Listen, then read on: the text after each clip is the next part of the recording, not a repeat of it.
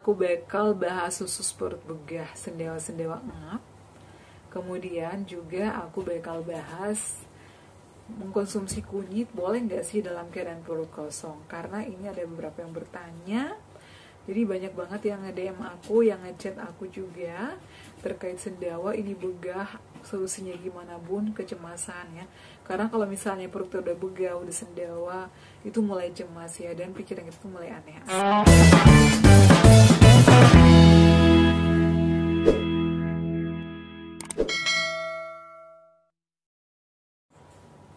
Assalamualaikum warahmatullahi wabarakatuh. Halo semuanya, selamat datang kembali di channel aku, Adeva dan Bunda. Gimana kabarnya teman-teman? Semoga semuanya sehat selalu ya. Alhamdulillahirrahmanirrahim. Tips-tips aku banyak banget yang udah sembuh ya, dari TikTok, Instagram, dan juga YouTube ya. Terima kasih yang selalu setia menonton video-video aku. Dan buat kalian yang baru datang, yang baru menemukan channel YouTube aku, selamat datang, selamat bergabung ya. Semoga video-video aku bermanfaat untuk orang banyak ya. Jadi teman-teman, aku tuh bukan dokter, aku tidak memiliki ilmu kesehatan ya. Aku itu share pure berdasarkan pengalaman pribadi aku. Karena aku juga adalah mantan pejuang asam lambung GERD anxiety psikosomatis. 3 tahun ya aku berjuang.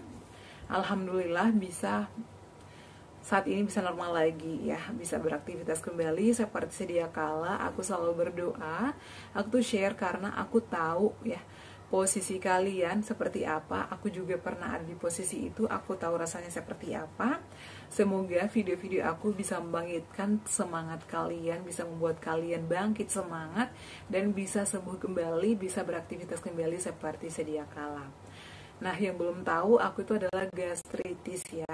Aku itu radang lambung dikarenakan sering telat makan ya. Makanya kita itu kalau misalnya yang udah ada riwayat asam lambung, jadi kita tuh nggak boleh telat makan ya. Harus menjaga pola makan, menu-menu diperhatikan.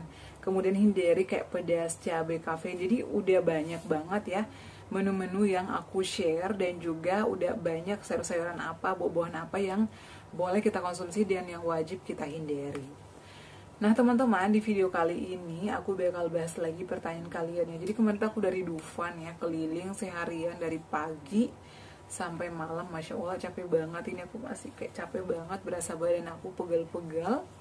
Tapi alhamdulillah aku sembatin ya balasin WA, dan juga ini aku mau bahas komentar kalian.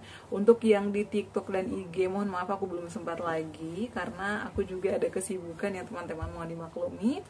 Tadi siang juga banyak yang nelpon, terima kasih, banyak yang bertanya, dan yang belum keangkat teleponnya mohon maaf ya, karena biasanya siang aku juga butuh waktu istirahat ya untuk tidur siang. Nah ini aku bakal bahas perut kembung ya, atas nama Siti. Ya Allah, aku sekarang sedang ngalamin perut kembung begah, gak enak banget. Mau coba tips-tipsnya, terima kasih. Jadi ini banyak banget yang ngeluh ya, ada 5 orang ya terkait perut begah, sendawa. Ada juga yang udah gak ada sensasi tapi masih ada kecemasan. Jadi kalian wajib banget simak videonya sampai selesai. Kenapa sih kita sering banget begah? Kenapa kita sering banget ngap? Kenapa kita sering banget kayak sendawa-sendawa? Itu adalah gas. Jadi asam lambung yang naik menjadi gas. Kenapa jadi gas? Jadi teman-teman, kita itu pejuang asam lambung ataupun gastritis, nggak boleh masuk angin, nggak boleh telat makan, nggak boleh berlebihan makan, nggak boleh stres. Jadi harus happy, harus bisa mengontrol pola pikir, pola makan, pola tidur, pola hidup sehat. Jadi harus diterapkan semuanya ini teman-teman ya. Kenapa? Karena kita tuh sensitif, apalagi yang ada gastritis, GERD. Itu nanti bakalan muncul lagi. Misalnya hari ini kita udah membaik, besok muncul lagi sensasinya. Jadi kita tuh kadang nggak tahu, kok ini muncul lagi, ada apa. Aku tuh kadang berpikir, ini aku salah apa lagi sih? Perasaan aku dari pagi makannya udah benar, ya, kemudian tidurnya udah cukup, aku nggak kecapean. Nah setelah aku pikir-pikir, ternyata makan aku itu tadi berlebihan dan gak dikunyah halus, jadi tuh muncul. Jadi pejuang gastritis ya, buat kalian yang khusus masih begah, sendawa-sendawa ngap, pertama itu jaga pola makan sering porsi kecil ya. Di jadwal, misalnya pagi makan nasi pakai ikan apa, atau pagi makan nasi sama sayur apa, ditulis jadwalnya misalnya mau pakai sayuran ini, sayuran A, sayuran B, harus ditulis agar kita nggak bosan dan nggak stres, nggak bingung kira-kira nanti aku makan apa lagi ya, kok bingung karena terlalu banyak pantangan. Nah, jam 7 misalnya udah jam 10 atur lagi, jam 12 atur lagi, jam 3 atau jam 4 atur lagi, jam 5 itu diatur. Kalau misalnya bosan makan nasi, pakai oatmeal, bubur. Jadi apa aja yang penting aman dan kita tuh nggak boleh kosong perutnya. Kemudian yang kedua, kita tuh nggak boleh masuk angin, teman-teman. Jadi kalau kalian mau keluar rumah, meskipun mau ke warung pakai jaket. Aku tuh kemana-mana pakai jaket, bawa minyak kayu putih, balurin seluruh badan minyak kayu putih, terutama di telapak kaki.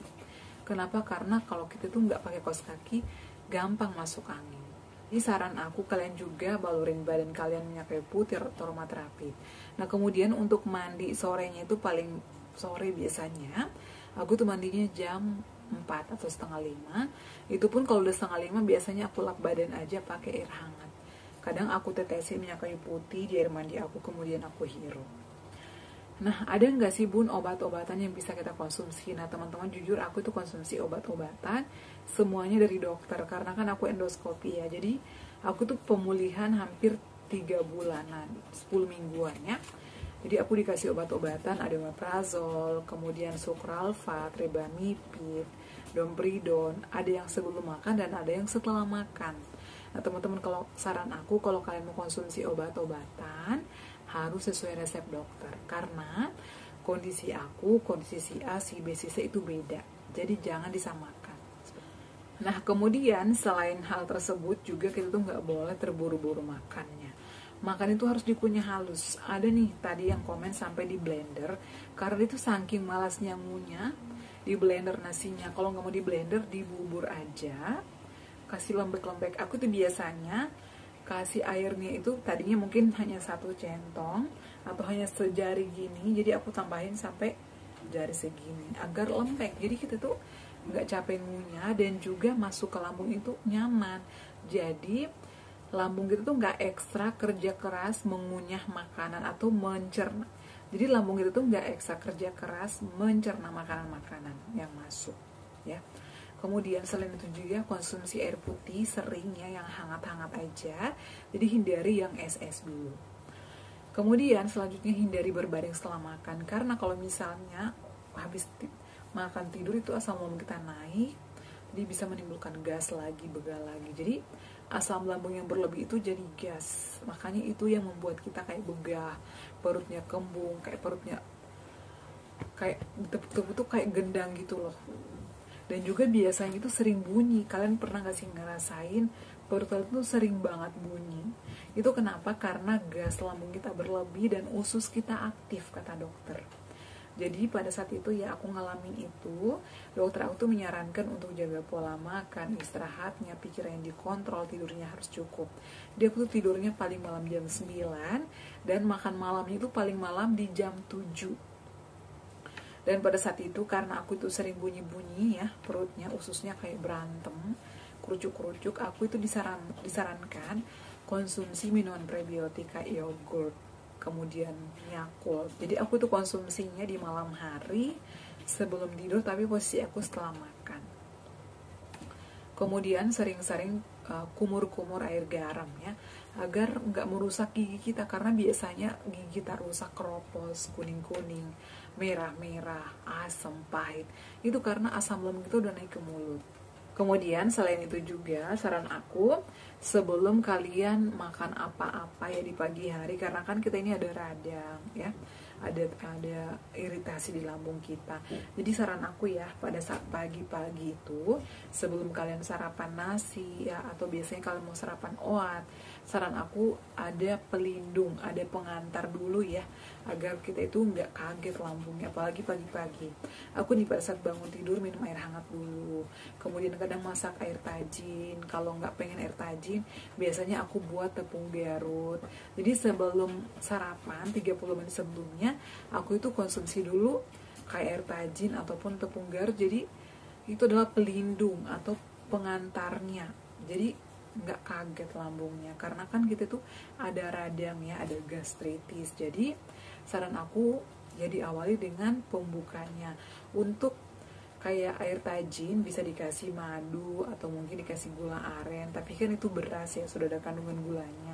Jadi aku itu biasanya hanya ngasih garam sedikit, tapi kalau mau polos juga nggak apa-apa.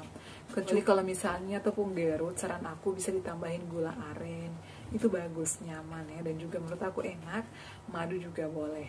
Nah tadi ada yang komen di Papua nggak ada tepung Garut, boleh nggak sih pakai yang buat apa sih namanya, kasuami, itu terbuat dari sagu. Sagu juga nggak apa-apa teman-temannya, boleh, tapi diaduk ya, kayak gitu, kayak papeda gitu loh, itu juga bagus. Tapi jangan dikasih campuran-campuran asam ataupun campuran-campuran yang lain. Jadi saran aku yang polos aja. Kalau mau dicampurin yang lain, tambahin gula aren aja atau gula merah ya. Kemudian itu biasanya gastritis itu sering muncul di sore hari. Jadi perhatikan makannya, jangan telat di pagi siang hari, itu harus benar-benar terjadwal ya. Pola makannya, pola pikirnya, istirahatnya. Aku tuh kalau lagi libur sedapat mungkin tidur siang. Misalnya tidur siang jam 1, bangunnya setengah 3 atau setengah 2. Karena biasanya aku tuh makan siang jam 12, otomatis kan aku biasanya tidur setengah 2, bangunnya jam 3 atau setengah 4. Yang penting kita tuh udah tidur pasti enakan.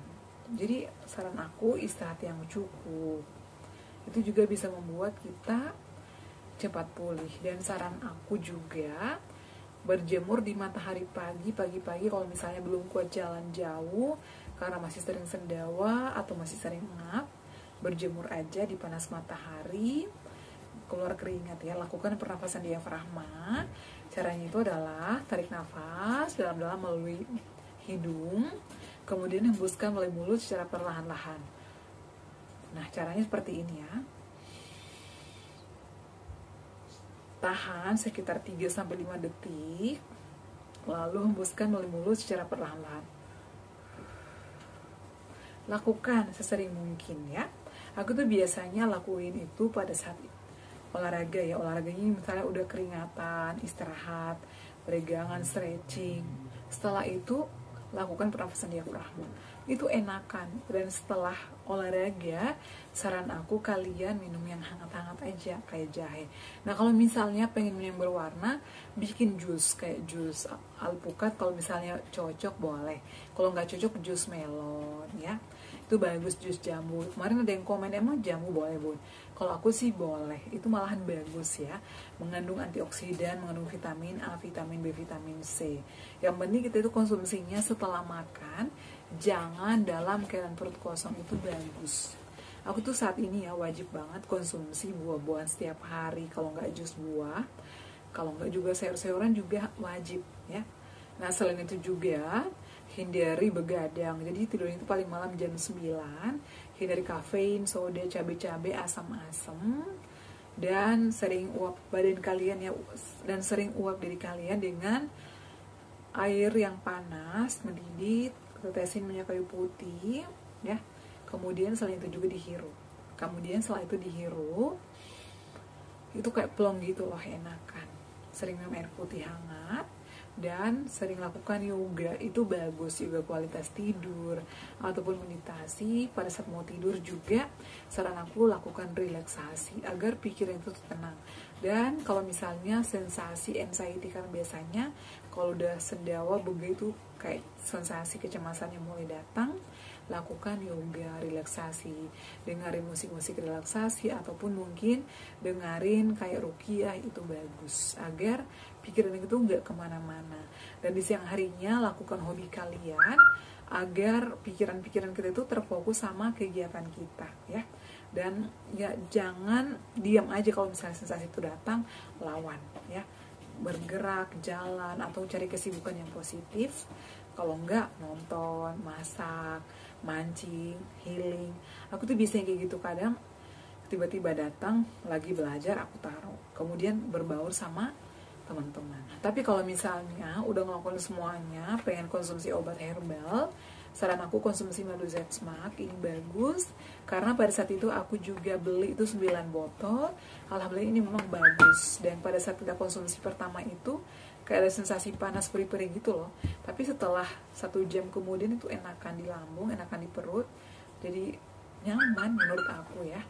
Ini pengalaman pribadi aku. Kalau kalian mau samaan, aku cantumkan link pembelian di bawah sini.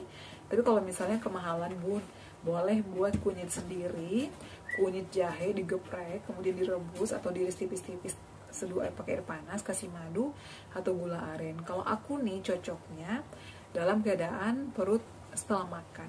Kalau dalam keadaan perut kosong aku nggak bisa, karena aku tuh ada radang. Jadi kata dokter, aku tuh nggak bisa minum jahe sama kunyit dalam keadaan perut kosong, karena ada sensasi ya, karena ada radang, ada iritasi, karena aku tuh gastritis teman-teman ya. Jadi seperti itu teman-teman yang masih sering sendawa, masih sering ngap, lakukan tips-tips itu. Intinya kita tuh nggak boleh cemas ya, agar peredaran darah kita lancar juga. Sering gerak, jalan, berjemur di panas matahari. Kalau mau konsumsi vitamin, kalau udah nggak ada sensasi aja ya, kayak misalnya udah nggak bega-bega, itu boleh. Tapi setelah makan biasanya maghrib ya, atau malam hari setelah makan. Istirahat yang cukup, perbanyak minum air putih, jangan ngeluh-ngeluh, fokuskan pikiran kalian pada aktivitas-aktivitas yang menyenangkan atau yang positif. Oke ya teman-teman, cukup sekian share aku kali ini, semoga bermanfaat. Jangan lupa untuk terus dukung channel aku Deva dan Bunda dengan cara like, comment, share, dan subscribe. Assalamualaikum warahmatullahi wabarakatuh. Sampai ketemu lagi di video-video aku selanjutnya. Bye.